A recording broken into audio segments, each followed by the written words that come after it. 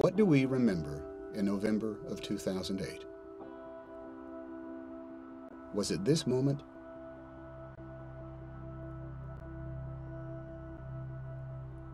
Or this? This is an economy right now that can't find the bottom of bad news. 10 years of saving completely gone, vanished, poof. Watching the Dow Industrial Average has been like watching the heart monitor on a critically ill patient. How do we understand this president and his time in office? Do we look at the day's headlines, or do we remember what we as a country have been through?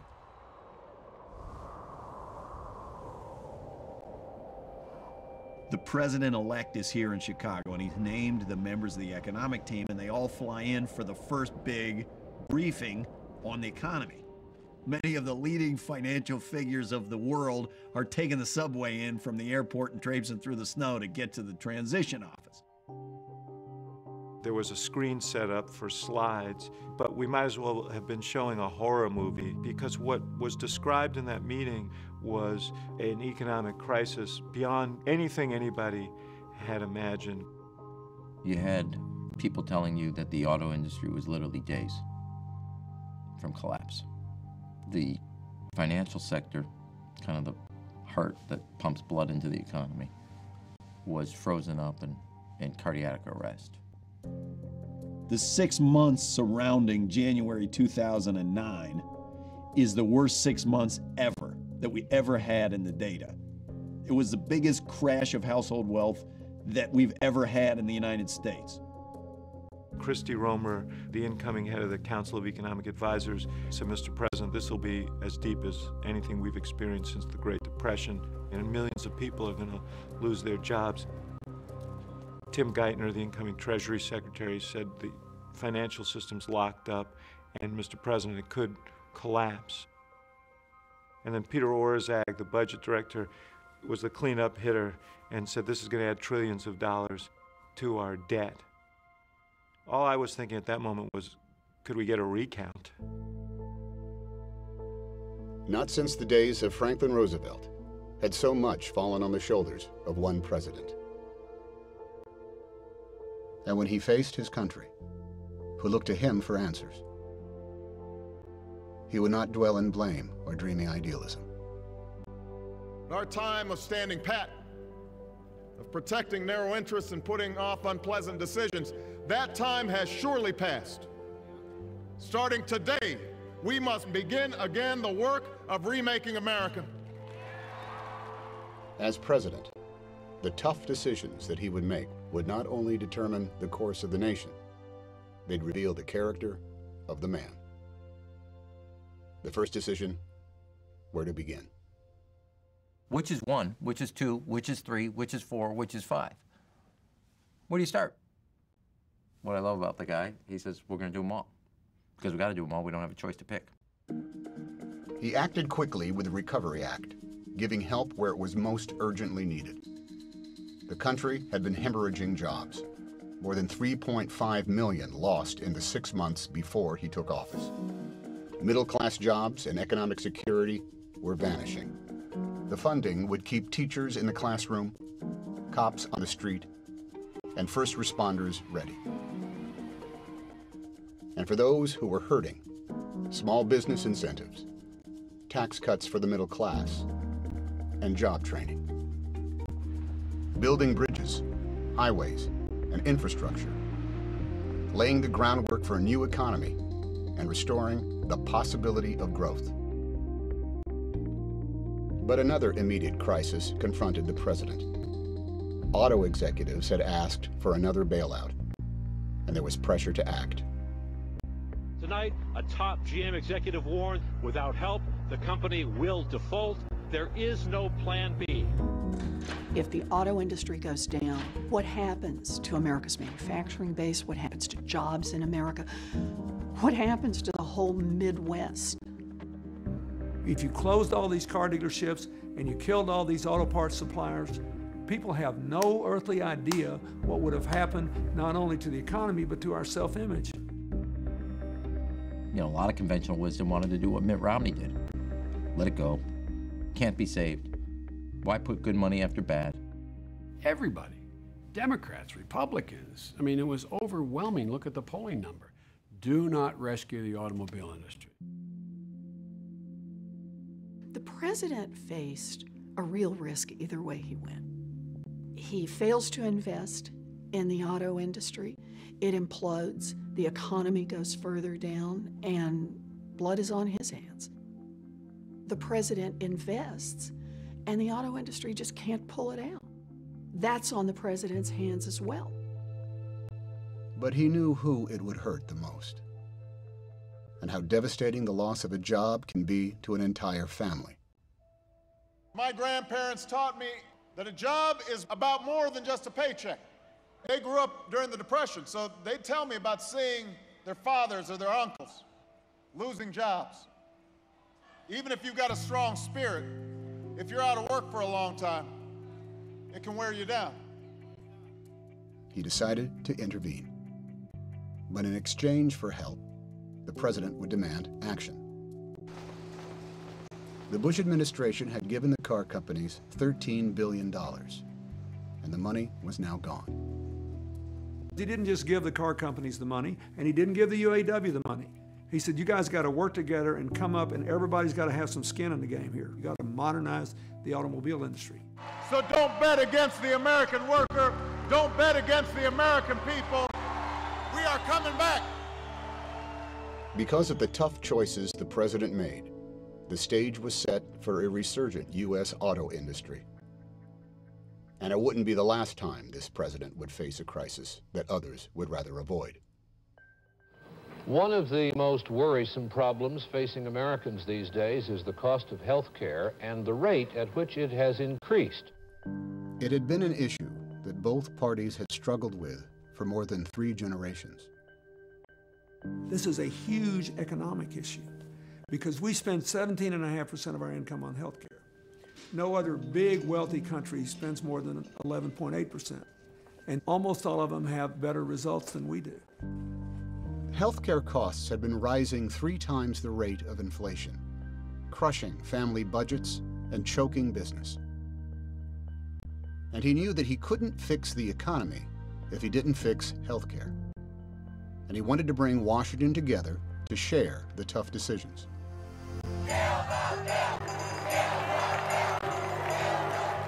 But he faced a fierce opposition, hostile to compromise. It'll be a cold day in hell before he socializes my country. After months of negotiation, it was unclear whether he could get the necessary votes. Some advised him to settle. He could still claim victory if he accepted less. I regularly told him, look, you don't have to spill this much political blood. You won't get the health care accomplishment you're seeking, but you will have something.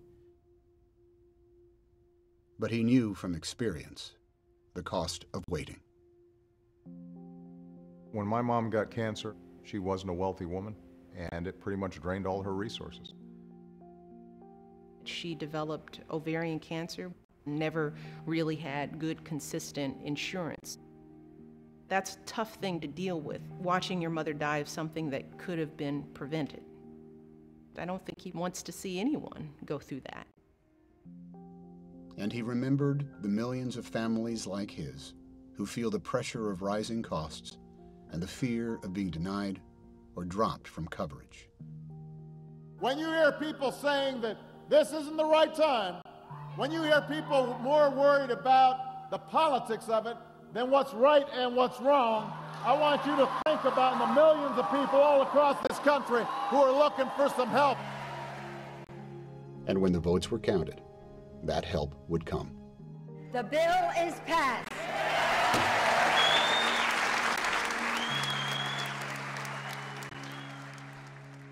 Beyond the crises at home, among the toughest calls that he would make as Commander-in-Chief. He had promised to bring a responsible end to the war in Iraq and bring the troops home. It was a promise kept. After 9 years in Iraq, all the troops are returning.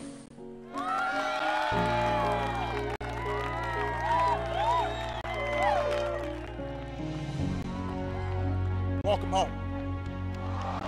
Welcome home. Welcome home. And it was part of his broader plan to refocus our efforts on those that had attacked us. Intelligence reports locating Osama bin Laden were promising, but inconclusive, and there was internal debate as to what the president should do. We sat down in the Situation Room. The entire national security apparatus was in that room. The president turns to every principal in the room, every secretary. What do you recommend I do? And they say, well, 49% chance he's there, 51. It's a close call, Mr. President. As he walked out the room, it dawned on me, he's all alone. This is his decision. If he was wrong, his presidency was done. Over.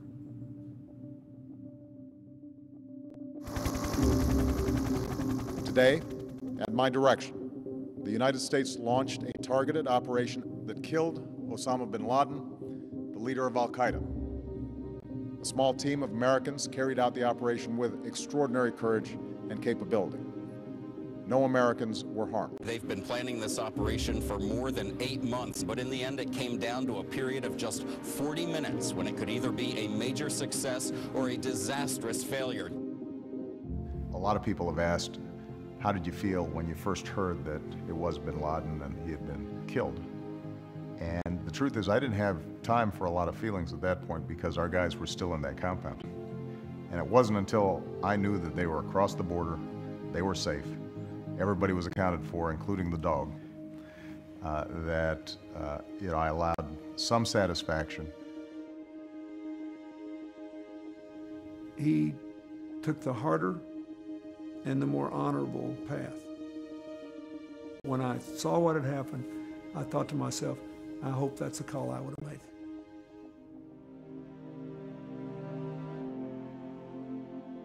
It was the ultimate test of leadership.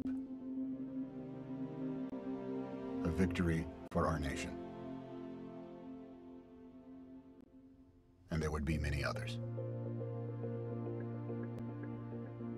His satisfaction, not in Washington, but with the millions of families who would feel for the first time the security of coverage. 2.5 million young adults now have coverage. 17 million kids could no longer be denied for pre-existing conditions. He expanded drug discounts for seniors. And with the Patient's Bill of Rights, Americans no longer will see their coverage dropped or capped when illness strikes. He restored science to its rightful place. He announced historic new mileage standards that will reduce oil imports. And the country is now on track to double production from renewables. Raising expectations in our schools with higher standards in 46 states. He reformed the student loan system, shifting billions in subsidies from banks and middlemen to millions of young Americans. Cracking down on credit card companies and mortgage lenders so the American people would never have to bail out Wall Street again. And when Washington stalled, he would take action, protecting everyday Americans from predatory lenders. And I'm not going to stand by while a minority in the Senate puts party ideology ahead of the people that we were elected to serve. Not at this make or break moment for middle-class Americans.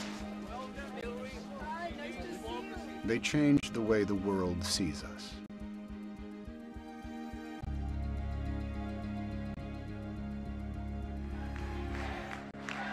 And brought fairness to soldiers who want to serve their country regardless of who they love. Thank you. Yes, we did. And a landmark law so that a woman who does the same job as a man can get the same pay. We will make sure that our daughters have the same rights, the same chances, and the same freedoms to pursue their dreams as our sons. Judge Sotomayor, are you prepared to take the oath? I am. He placed 2 experienced jurists on the Supreme Court. And while the economic crisis proved to be more severe than experts had predicted, month by month, there was progress. Over 3.5 million private sector jobs in 2 years. And welcome news from Detroit. It is a banner day for the resurgent U.S. auto industry. Less than 2 years after coming out of bankruptcy, General Motors announced today it is investing $2 billion in 17 plants. With business booming, they repaid their loans. Tonight, General Motors is once again #1 in sales worldwide.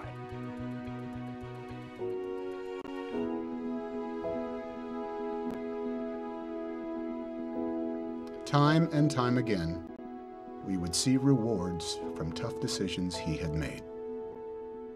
Not for quick political gain, but for long-term and enduring change.